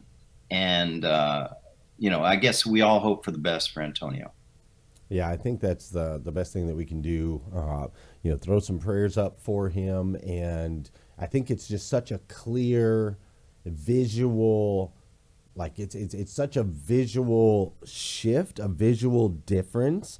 And I think that's what's making it palatable. It's like what John Madden did. He made it visible to where we could see it. And this idea of mental health, when you can literally see it in such a talented athlete and such a tremendous shift, I think it brings up the right discussion. So, Andrew, thanks for joining us here to talk about the good news in sports. I'm excited to get to know you better as we continue with the show moving forward. You'll be joining us here on Wednesdays, right? Is that right? Yeah, we'll do this time around this time every week. Happy to join. I love it. I love it. I love it. Thanks, Andrew Brandt. Ladies and gentlemen, that was my man, Andrew Brandt. Make sure you connect with him on Instagram and all the places. He knows all the things in sports and is just an incredible human overall. And with that, I promised you a little bit earlier that we would be bringing back Mr. Hayden Andrews, that we'd be bringing him back here in just a second. And Mr. Hayden Andrews with Hayden Go Seek. And so I want to do that right now. Mr. Hayden, how are you, sir? I'm very good. Yes. Yeah, well, thanks Late for coming night in back to join Australia. us. Yeah, that's right. Well, thanks for coming back and joining us. We'd love to hear a song from you. Yeah, cool. All right. This one is my song called Round and Round that I wrote in tropical North Queensland. Yeah, it's a little something like this.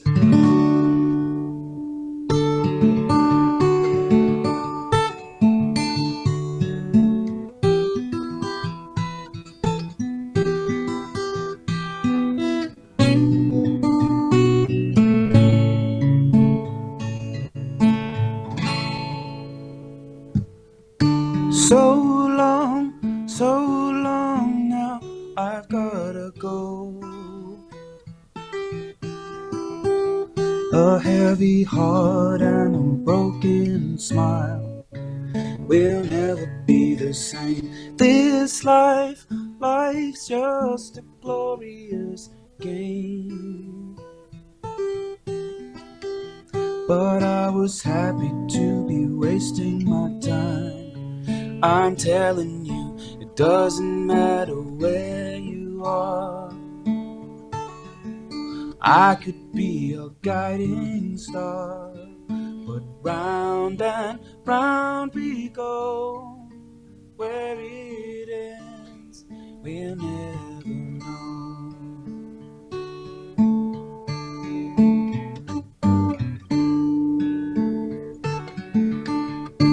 Pure as morning light, we're creeping slow. Warm as the sun, but you never know.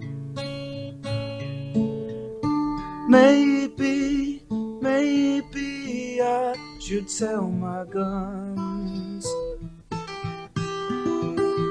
I feel I'm lost and the tide is gone. Just fill yourself with alcohol. There is nothing set in stone, but round and round we go. Where it ends, we will never know.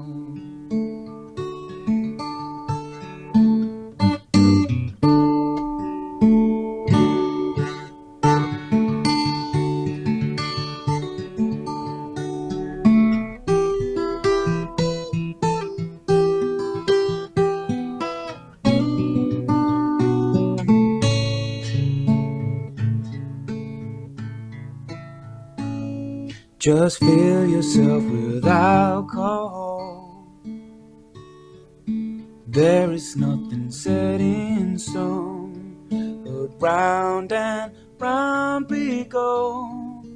Where it ends, we'll never know. Where this thing ends, we'll never know. Where this ends, we will never know.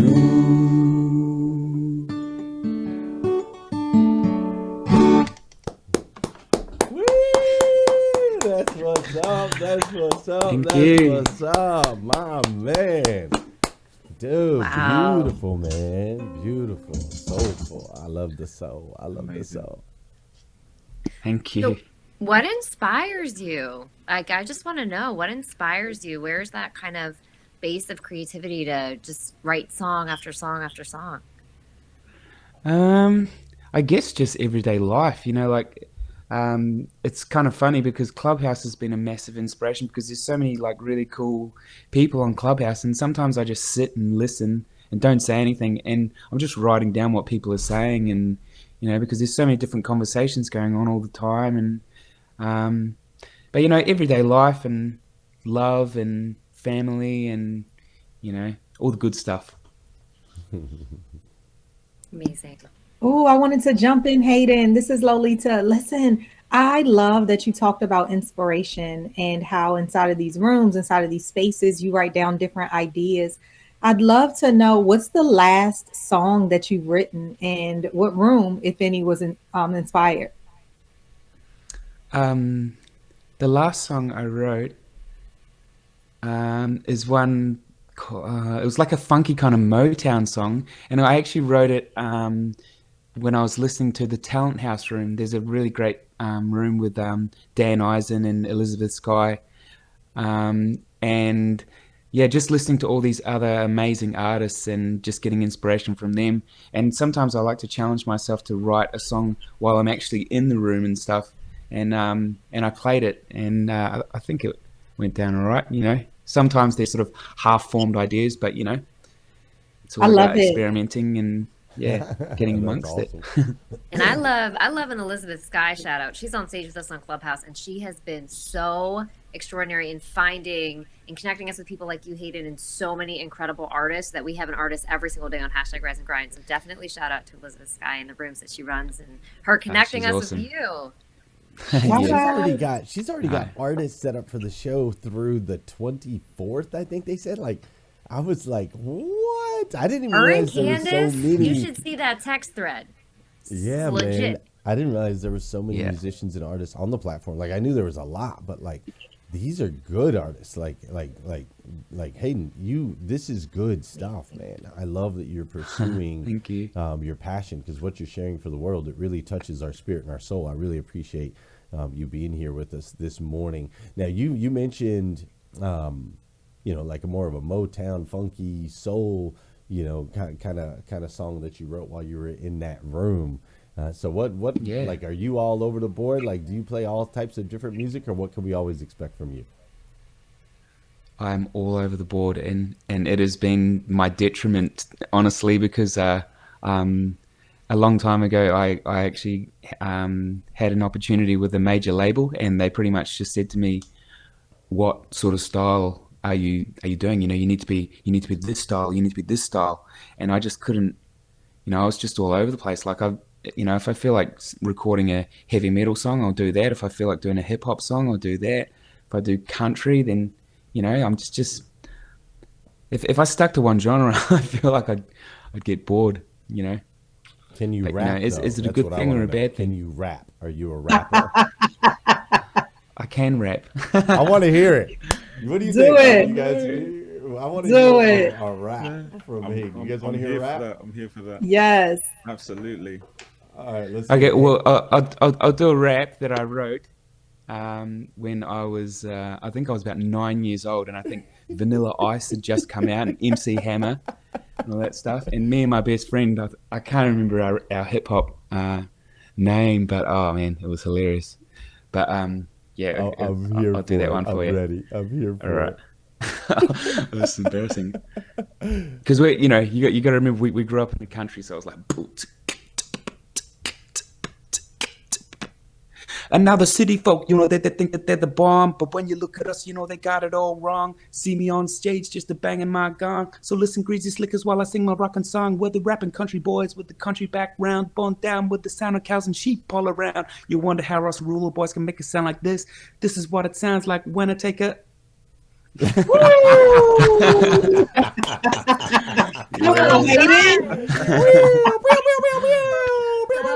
Marvin, you're next. You're next, brother. Your turn. Me? Yeah. Come on, Marvin. Let's see that London rap. I have 0 bars. I want to chime in and actually ask how many instruments do you play? Because I'm always super fascinated by the talent that I feel like a lot of the time it goes understated. Musicians are hugely talented, and there's so many that get sort of kind of under the radar. How many instruments do you play? I play drums, bass, guitar, vocals, obviously, and I play a little bit of keyboards. I'm not very good at keyboards, but mainly drums, bass, and guitar. And on that first song that I played earlier, the video clip, I play everything on that except for the fiddle. I don't play fiddle. My mate did that one. Yeah. Awesome, this is what I'm saying. And awesome, absolutely amazing. multi-gifted, multi-talented. Ladies and gentlemen, like we said earlier, you got to make sure Hayden Go Seek on Instagram. Go follow Mr. Hayden Andrews. Make sure you blow him up. Make sure you give him a warm hashtag rise and grind welcome. Be like, bro, I see you, I hear you, and we love what you're bringing to the table. Make sure you go follow him over there. Hayden, thank you so much for joining us all the way from Australia for a late night while we're having an early morning over here on hashtag rise and grind. We really appreciate you. Thank you so much. Thanks, Awesome. Hayden. Thank you. Thank you. Cheers. Boom. And with that, we got to reconnect. We got to find out what's going on out there in the social media world with our man, Alexander Gonzalez.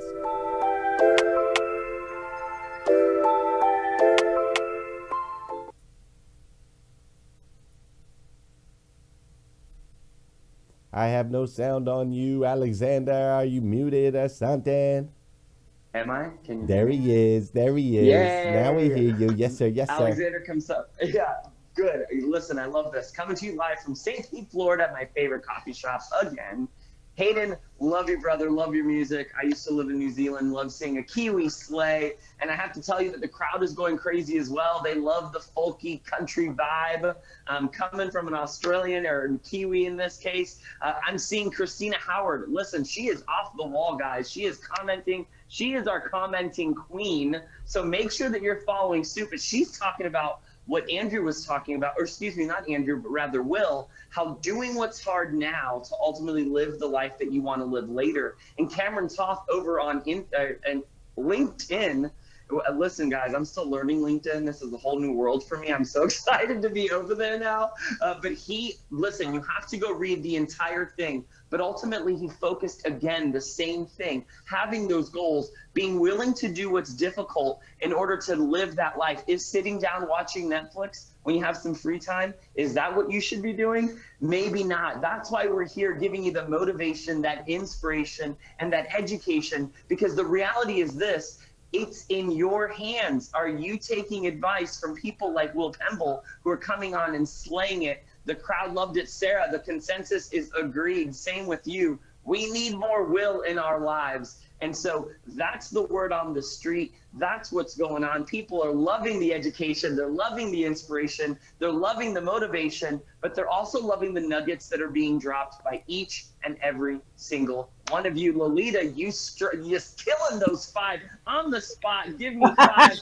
Boom. I know, dude. She did. She was like, boom, boom, boom, boom. I was like, dang, this girl's on it. Gotta be ready. When you stay ready, you ain't gotta get ready. Exactly. Stay ready. And so I love seeing, listen, I also want to say, maybe you are a Twitter person. Maybe you want to tweet some comments. Let's hashtag rise and grind some comments on Twitter, and I'll start reading those as well. And that'll be exciting, and that'll be a great place for all of us to kind of keep communicating. But if you haven't already, make sure that you're sharing across socials. Make sure you're letting your friends know, because it's time to hashtag rise and grind our way into a better you in 22. My name's Alexander Gonzalez, and as always, this was a lot of fun. Oh, I have to tell you, I have a suggestion. Before Ramon's segment, I keep playing this song in my head. Ready? Tell me something good. I'm just saying, that might be the little intro into Ramon, because I'm feeling that tell me something good, y'all. Hey, I love intros and I love that song. I just don't like copyright flags. So we're gonna stick with what we got for right now. I think it's a great idea, but one day we'll have the #1 morning show in the world. We're gonna get all the licenses. We're gonna be doing all that stuff, right? But now I might even have to go back and erase just you singing what you just sang right there. Facebook be throwing me in jail like that, bro. You know what? Matthew McConaughey said, if we believe it, that's we what own I'm it. missing from Ramon's segments. Ramon, I know you're listening. I'm pass you some show notes. My girls, you said you're doing it for my girls, and they want to know, where's the ding, ding, ding, ding, ding, ding. Yeah, I agree. I miss the ding, ding, ding, ding, ding. But you're right, Alexander. If you read it and you understand it, then you own it, right? You own it. But yeah, I'm with you there. But yeah, Sarah, it's funny that you said that. Where the ding, ding, ding? Like, we're like, It's we been need a Ramon. Breakfast of Champions exclusive that he's not brought to hashtag Rise and Grind, and I was waiting. You know, it's day 3 maybe, but that whoever gave him that show note to eliminate that, I mean, don't listen to that feedback, Ramon. He doesn't made realize that that's very part of his day. brand right now. That's part of his brand now. He doesn't even know it. I think he does, though. I think he does over on Clubhouse, but maybe, who knows? We'll have to ask him. We're talking about him behind his back right now, but maybe he's got a different, intention and direction. I'm just saying, in the under 10 set, he's like the most popular moderator for that alone. So I don't know if he wants to lose that branding right there. That demographic, we had it on lock. Yeah, so I mean, dingers are a popular niche of people, Sarah. I think that you're right. Let's not forget the dingers, Ramon. We need I was ding, just ding, This ding, is the ding. kind of high-level strategy sessions that we have at Breakfast with Champions. I just want to let y'all know we're like the ding, ding, ding for the under 10 set. Let's go. Let's hash it out. This is Ramon absolutely Reid is here this to is defend absolutely himself. what we Talk about his do. brand. This is what we do every time we sit around and we talk about what's really important and really how we can move the needle forward. Because we're in the business of really changing the way people start their day, and it's so passionate. We want to make sure people feel seen, heard, and significant. Like, we all understand the mission that we're on. It's so incredibly important. So our conversations are always directed around the most important things. Like, for example, Ramon. Ding, ding, ding, ding, ding. Where's the ding, ding, ding, ding, ding at, man? Where's the ding, ding, ding, ding, ding? That's what I need to know. I wasn't sure if Glenn Lundy and Sarah and Lolita and Marvin and Alexander wanted a little more professional. I wasn't sure it was too childish. I liked it. I wasn't sure how to fit it in. But I will work with the production team, Glenn, and I will see when we go back to headquarters. We'll see how we can do that. Actually, Candice has bucketed in 8.5 seconds at the start of each of your segments. She's going to pull that 8.5 seconds just for that. I think we determined that was 5 2/3 dings. So if you could just cut the little one off at the end. Now, there are I think people it'll that be have good. never been on Clubhouse that are watching the show right now. There are people on YouTube. There are people on LinkedIn. There are people on Facebook. There are people everywhere that have never heard the show before. And so, Ramon, what exactly are we referring to here? We're going to need you to give them a prime example. We need an example. We need an example for those new audience members that have no idea what the heck we're talking about. I will do that. And I will take 30 seconds to share the why. Glenn Lundy has all this fancy equipment. I can't even forgot the name of he has all this fancy equipment and wires and buttons he can press and all this. When we first started, I was invited to be here. I didn't have all that. I'm like, I can't just, my brain, I could do it, but it's just too much for what I do. I may start getting it now. So I'm like, oh, I got a mouth. And so that's where when Glenn and Sarah were like, Ramon, can you do a 30-minute segment? I said, let me do 10s because y'all know I like my 10s fast and quick. That's just me. I'm not deep and introspective like Marvin. I'm going to share with you ways that you can have a better life. And I'm not like Lolita, dropping it hot, doing it. You got to be, I'm just not like that. So bottom line, as I said, ding, ding, ding, ding, ding. Tip number 1, welcome to the segment of Rise and Grind with Glenn Lundy. Ding, ding, ding, ding, ding. Welcome. Sarah McCord is here. She's here to drop it to you and tell it like it is. Ding, ding, ding, ding, ding. Lolita is telling you what it is with poetry and rhyme and word. Ding, ding, ding, ding, ding. And of course, Glenn Lundy bringing it to the house. Hey, how can I forget? Ding, ding, ding, ding, ding. Alexander. So we did that in a longer phrase so it wasn't so crazy on Clubhouse. I'm done. And that's how you the become the Ramon celebrity brand. CEO of your own brand, Ramon Ray. Tell Ding, me ding, about ding, it. ding, Grab the book, Ramon. Where is Thank it? you. Wow, Sarah, now you're making me blush. Thank y'all so much. Celebrity CEO. Back to you all, Glenn Lundy. Always good to be here. I love the ding, ding, ding, ding, dings. Y'all are doing great, and that's what we do at Rise and Grind. I am off camera. Thank y'all so much. Thank you, Ramon. I think Gotta Alexander's off love- camera too. Just a little question mark. Gotta love Ramon Ray. I thought I was in an auto live feature, so I was trying to make the change. I was making the change, but I wasn't pushing the change to the feed because I don't know if you guys knew this or not, but we produced this whole thing in real time. This is live, folks. This is live TV, and live TV is a whole different deal. It is a whole different deal, but where everybody's learning, and I think we're coming along pretty good so far. What do you guys think? Three episodes in to hashtag Rise and Grind. We had a new segment with Andrew Brandt today. We had a live our artist Hayden Andrews. He actually performed live. That was I think yesterday we had the pre-record video, right? Did we do pre-record video both Do days? pre-records for OSE. Yeah, for OSE. Wait a minute, today's Wednesday, right? I know. Don't you lose track?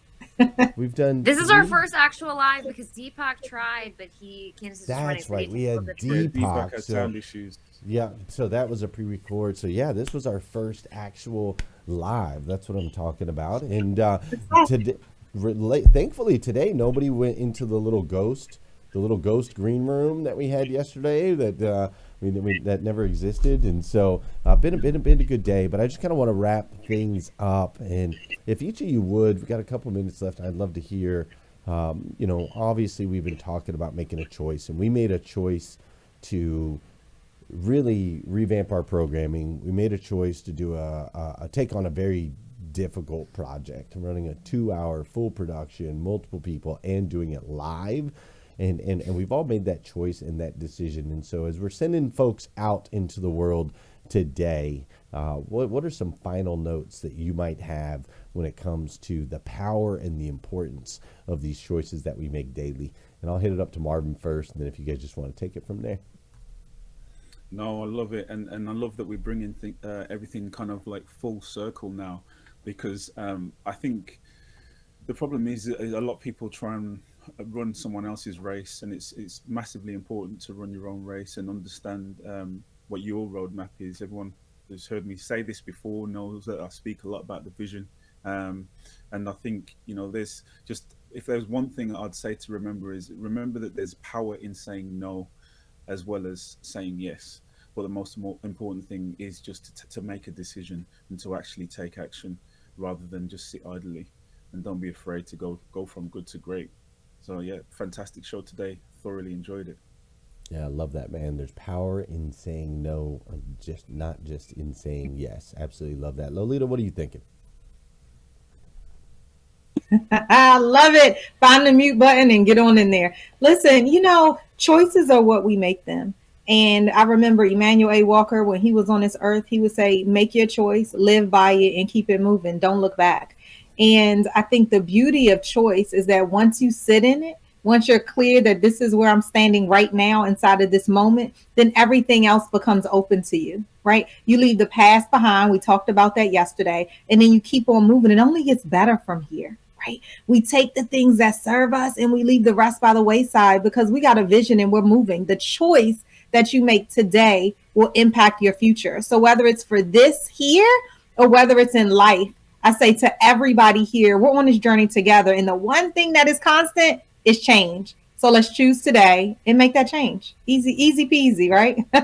Easy peasy. I love it. Lolita, you are such a light. Thanks for being here with us every single day here on #Rise and Grind. And Sara, I'm going to let you close us out for the day today. Sara McCord is going to get the final word here on #Rise and Grind. It's been an incredible episode. Sara, handing it over.